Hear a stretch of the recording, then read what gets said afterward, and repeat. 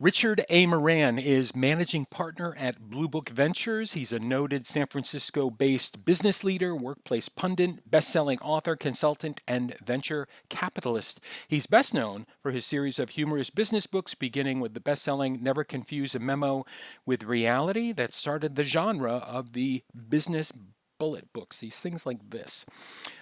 We met a long time ago, and we occasionally, it seems like every 5 years, we just sort of bump into each other. But way, way, way back when he was a partner at Accenture and I was a lowly little manager. But always enjoyed talking to him. Always enjoys his perspectives on so many things. Rich, how's it going? How's life? Life is unprecedented, I guess is the word that everybody's using right now. Yeah, we get into trouble with some of these words and all of that, but I want to jump in here because I was really taken with one of your more recent posts on LinkedIn, one of these pulse posts that you do, and in it you talk a little bit about COVID guilt and shame. Can you just share with us maybe, a minute or two about this whole COVID guilt shame thing?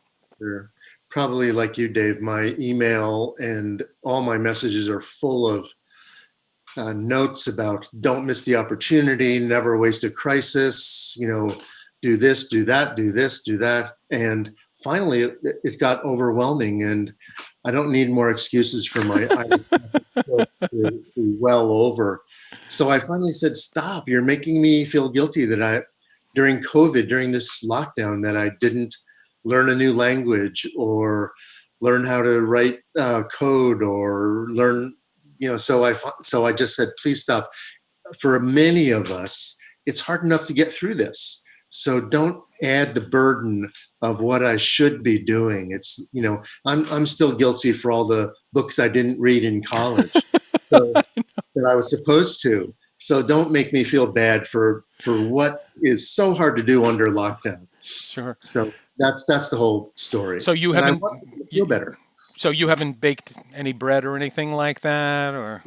I haven't baked bread, but I've learned a lot of new things. And in our house, everything that stands still has been painted. Excellent. It's been a good time for family. It's been a good time for writing. For me, it's been a great time for writing. So don't try to, I think most people are just trying to get through this in a good way without having to worry about what they did not do. Mhm. One of the other things I'd like to talk to you about, and it's a topic we've discussed again going back over the years and whatnot, is this whole issue of leadership in general. And at the risk of almost being a little too dystopian or science fictionish or whatever, are we undergoing almost like a forced evolution of what it takes to lead in this current environment? I think maybe, like a lot of so many other things right now, time will tell. But it's incredibly hard to be a leader right now when you can't touch things, when you can't touch people, when it's so hard to communicate via Zoom or any other way. And I think some people are just saying, this is too hard. I'm going to retire, or I'm going to do something else, or I'll let other people lead. So I do think that, there probably is a Darwinian uh, flavor to some of the things that are going on in leadership right now. And as a former college president, I cannot imagine how hard it is right now to be a college president when you don't know who's coming back. You don't know if there's going to be classes. Students don't know if they're going back. It's just, I think leadership is really being strained and tested right now. And if there is another side to this, I think leadership is going to look different. Sure. And you've got a new book out on leadership, don't you? I do. It's about how President Trump has changed the notion of leadership and the workplace, and it's Hmm. not political. Hmm. It's not good or bad about Hmm. the president. It's about the impact that he's had that we just sort of don't recognize day to day. For example, 3 years ago, for a CEO to communicate via Twitter, no, never would have happened. And as a former Accenture partner, now everybody does it. So it's fine. It works. So, Exactly. so sometimes I think we're so caught up in the moment that we don't see the true impact of what President Trump is having on us. Sure. And the book is called Trump at Work. With an ampersand, yeah. Okay, got it, got it. Trump at Work. Yeah. And I'm going to ask you the question I ask everybody.